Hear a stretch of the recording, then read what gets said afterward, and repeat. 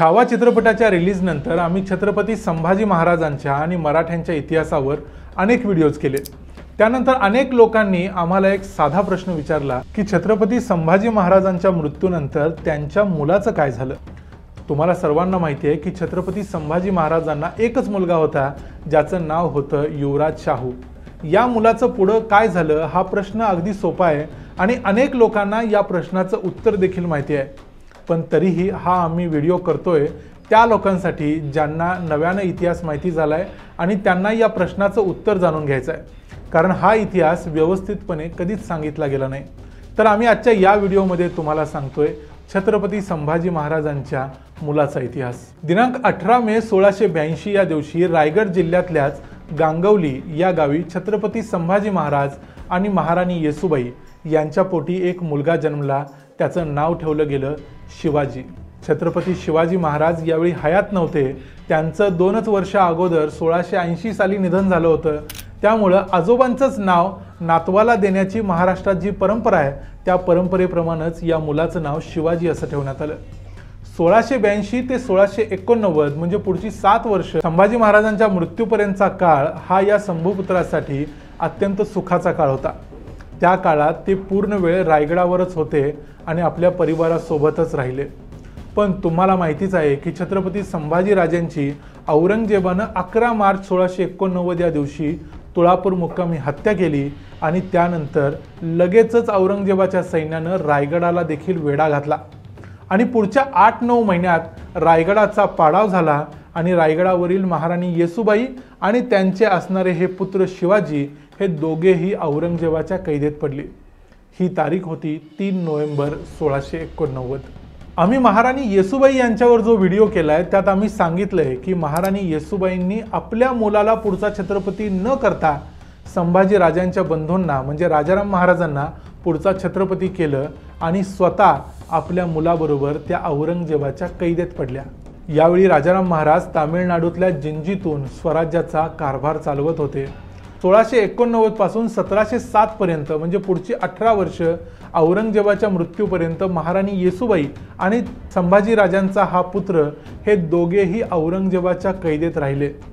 औरंगजेबाने संभाजी राजांचा छळ करून त्यांची हत्या केली असली तरी भविष्यातील राजकारणाचा विचार करून त्यानं संभाजी राजांच्या या पुत्राचे तसेच हाल केले नाहीत, कारण भविष्यात मराठ्यांच्या बरोबर एखादा तह करायची वेळ आली तर त्याच्या हाती संभाजी महाराजांचा हा पुत्र जो भविष्यातला मराठ्यांचा राजा होता असणं गरजेचं होतं हे औरंगजेब जाणून होता।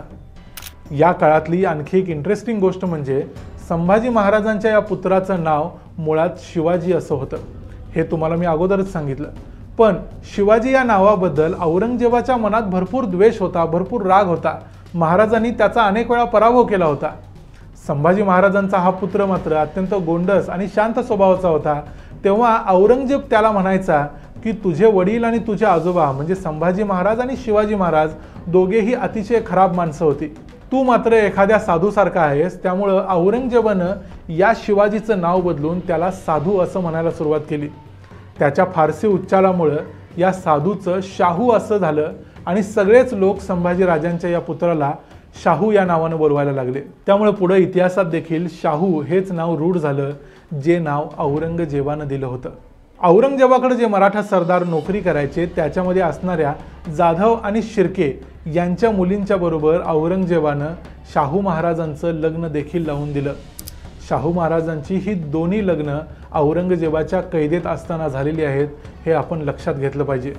आणि या लग्नात औरंगजेबानं शाहू महाराजांना छत्रपती शिवरायांची तलवार भेट म्हणून दिलेली होती, जी शिवरायांनी अफजल खानाच्या वधाच्या वेळी वापरली होती। पुढे 20 फेब्रुवारी 1707 रोजी औरंगजेब मरण पावला आणि त्याच्या मुलांच्यात वारसा युद्धाची सुरुवात झाली। तेव्हा पुढे भविष्यात मराठे आपल्यावर वरचढ होऊ नयेत म्हणून औरंगजेबाचा मुलगा आझमशाह यानं युवराज शाहूंना भोपाळमध्ये असताना त्यांची मुक्तता केली आणि मग शाहू महाराज महाराष्ट्रात आले। त्यांनी महाराष्ट्रात येऊन आपलं राज्य मागितलं। त्यावेळी संपूर्ण राज्य महाराणी ताराबाईंच्या ताब्यात होतं। ताराबाईंनी हे राज्य द्यायला नकार देताच शाहू महाराज आणि ताराराणी यांच्यात युद्ध सुरू झालं। छत्रपती संभाजी महाराजांचा पुत्र महाराष्ट्रात परत आलाय या एका भावनेमुळे आणि संभाजी राजांच्या वरच्या प्रेमामुळे शेकडो मराठा सरदार जसं की धनाजी जाधव, बाळाजी विश्वनाथ, खंडो बल्लाळ, परसोजी भोसले असे अनेक सरदार शाहू महाराजांना जाऊन मिळाले.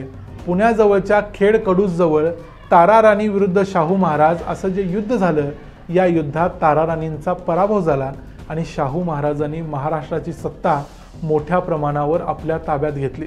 सातारा ही शाहू महाराजांनी आपली नवी राजधानी केली आणि मराठा साम्राज्याच्या सातारा आणि कोल्हापूर अशा 2 गाद्या निर्माण झाल्या. पुढच्या काळात शाहू महाराजांना बाळाजी विश्वनाथांसारखे एक अतिशय समर्थ पेशवे मिळाले, ज्यांनी मराठ्यांचे राज्य उत्तरेकडे पसरवले. मोगलांच्या माळवा, गुजरात यांच्यासारखे प्रदेश जिंकून घेतले. 1720 साली या बाळाजी विश्वनाथांचा मृत्यू झाला. त्यानंतर या बाळाजी विश्वनाथांचेच पुत्र असणाऱ्या बाजीराव पेशवे यांना शाहू महाराजांनी पेशवाईची वस्त्र दिली.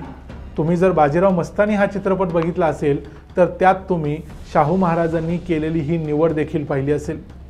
1719 साली याच बाळाजी विश्वनाथ आणि बाजीराव या पितापुत्रांनी महाराणी येसूबाई, ज्या अजून देखील मोगलांच्या कैदेत होत्या, त्यांना दिल्लीवर स्वारी करून सोडवून महाराष्ट्रात आणण्याची कामगिरी केली.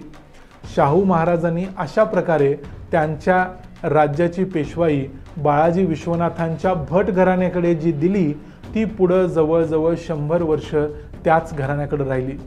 बाजीराव पेशव्यांच्या काळात मराठ्यांचं राज्य गुजरातबरोबर राजस्थान, बुंदेलखंड, बाघेलखंड, दिल्ली, सरहिंद, बंगाल, ओडिसा अशा संपूर्ण देशभरात पसरलं.